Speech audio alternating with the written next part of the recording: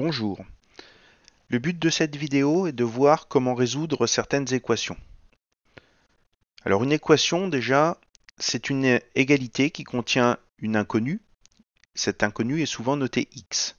Et résoudre une équation, c'est trouver toutes les valeurs de x telles que l'égalité soit vraie. Alors pour cela, nous allons voir une méthode de résolution possible. Et ensuite, nous verrons sur 3 exemples comment appliquer cette méthode. Que dit la méthode de résolution proposée ? Première chose à faire, effectuer les opérations nécessaires pour qu'il n'y ait plus de termes qui contiennent la lettre x à droite du symbole égal. Deuxième étape, effectuer les opérations nécessaires pour isoler le terme en x à gauche du signe égal et donc se débarrasser des nombres qui sont seuls à gauche du égal. Et dernière étape, faire les opérations nécessaires pour aboutir à une égalité de la forme x égale un nombre. Alors voyons sur 3 exemples comment appliquer cette méthode. Première équation proposée, 3x égale 24. Si j'applique les 3 points de la méthode que j'ai citée juste avant, y a-t-il des x à droite du égal ? Ici, il n'y en a pas. Je n'ai que 24 à droite du égal. Donc la première étape, elle est déjà toute faite. Deuxième étape, isoler le terme qui contient la lettre x à gauche du égal et donc se débarrasser des nombres seuls sans x. C'est déjà fait aussi. Donc du coup, je passe directement à la dernière étape de résolution. Et cette dernière étape de résolution consiste à avoir une égalité de la forme x égale un nombre. Alors moi, à gauche du égal, j'ai pas x tout seul, j'ai 3x. Sachant qu'il est sous-entendu la multiplication entre le 3 et la lettre x, pour se débarrasser du 3 qui est à gauche, je vais donc diviser par 3. Si on fait une opération d'un côté, il faut faire la même de l'autre, donc je divise également par 3 à droite du égal. À gauche, les 3 s'en vont, ils se simplifient, c'est pour ça que j'ai fait cette opération-là. Il ne reste plus que x tout seul. Et à droite, on calcule 24 divisé par 3, c'est égal à 8.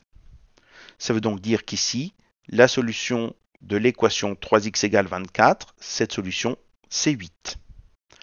Donc ça, c'était une équation très simple qui avait une seule étape de résolution. Regardons maintenant l'équation suivante. 5x moins 3 égale 12. Première étape, y a-t-il des x à droite du symbole égal ? Ici, il n'y en a pas. J'ai 12 tout seul. Donc la première étape est déjà toute faite. Deuxième étape, isoler le terme en x à gauche. Ça veut dire qu'à gauche, j'aimerais garder 5x à gauche du égal et donc me débarrasser du moins 3.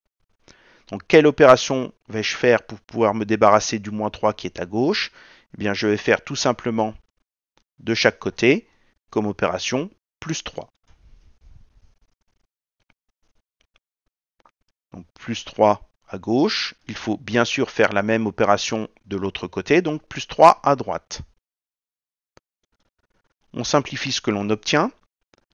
À gauche, les 3 se simplifient. Moins 3 plus 3, c'est égal à 0. C'est ce que je voulais. C'est pour ça que j'ai fait plus 3 de chaque côté. Il reste donc 5x. Et à droite du égal, donc ça, on a 12 plus 3 qui est égal à 15.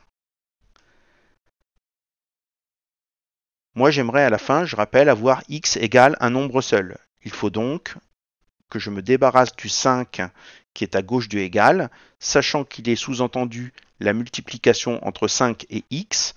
Pour neutraliser cette multiplication, je vais donc faire une division. Si je divise par 5 d'un côté, il faut diviser par 5 de l'autre. À gauche, les 5 se simplifient, c'est pour ça que j'ai fait cette opération-là. Il ne reste plus que x tout seul. Et à droite, 15 sur 5, c'est égal à 3. Conclusion, l'équation de départ, 5x moins 3 égale 12, a une solution, et cette solution, c'est le nombre 3. Donc on voit ici qu'on a un exemple d'équation pour laquelle il est nécessaire d'appliquer 2 étapes dans ma méthode de résolution. Voyons un dernier exemple. Dans ce dernier exemple, on va voir que les trois étapes sont nécessaires pour résoudre cette équation. Première question, y a-t-il des x à droite? Cette fois-ci, oui.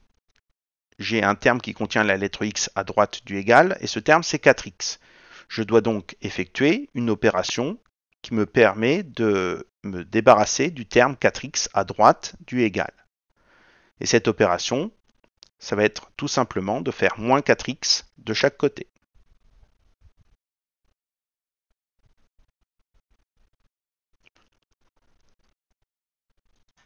Donc on fait moins 4x à droite. Évidemment, il faut faire la même opération à gauche. On simplifie ce que l'on obtient.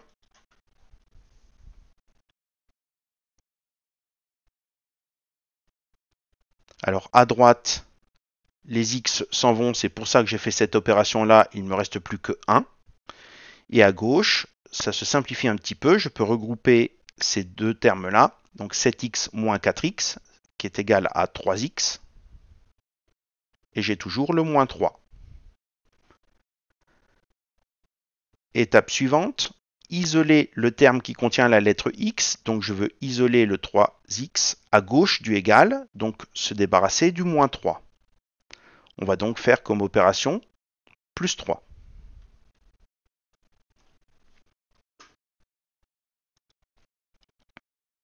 Donc on fait plus 3 parce que moins 3 plus 3 ça fera 0.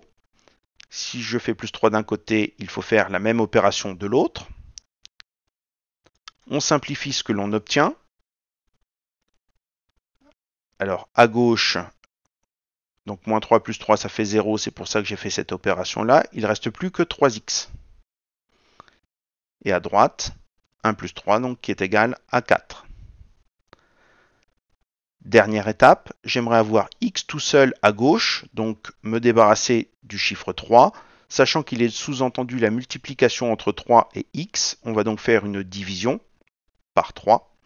Si je fais diviser par 3 à gauche, il faut faire la même opération à droite.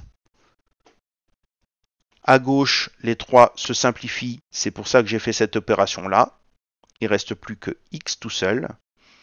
Et à droite, 4 divisé par 3, ça vous donne un nombre décimal avec une infinité de chiffres après la virgule. Donc dans ce cas-là, vous êtes obligé de garder la valeur exacte, qui est donc l'écriture fractionnaire. Ça veut donc dire que l'équation de départ, 7x moins 3 égale 4x plus 1, a une solution, et cette solution, c'est le nombre 4 tiers.